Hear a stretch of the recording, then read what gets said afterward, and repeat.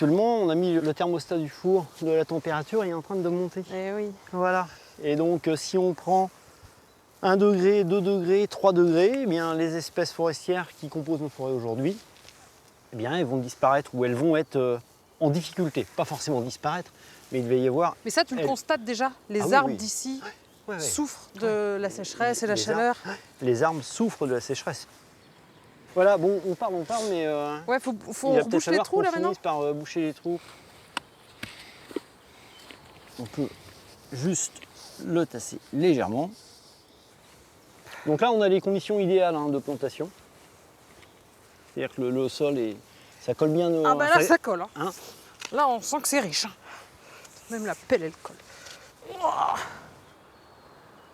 Et comment tu sais que ça va prendre? Parce que les sols sont quand même pas les mêmes. Entre les sols méridionaux et nos sols à nous, ça n'a rien à voir. Bah justement, ici, on est à installer un test qui vise à vérifier sur le long terme si, oui ou non, ces chênes des Canaries seront bien adaptés ou peuvent se faire aujourd'hui à notre climat.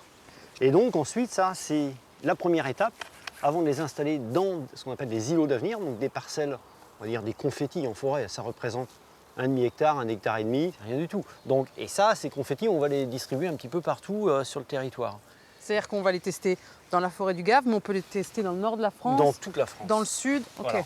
C'est des expériences sur du très long terme. C'est des expériences qui forcément sont nées sur plusieurs décennies. C'est-à-dire que toi, tu vas planter 600 chênes Canaries, mais tu ne sauras peut-être pas si dans 50 ans ils vont bien. Si on me donne une dérogation, ouais, je veux bien, mais non, là, c'est pas possible. Ok. On sait pertinemment que ce qu'on installe, ce sont les générations futures qui pourront gérer et qui récolteront le fruit de notre travail. Peut-être qu'à un moment, ils diront, mais ils se sont trompés.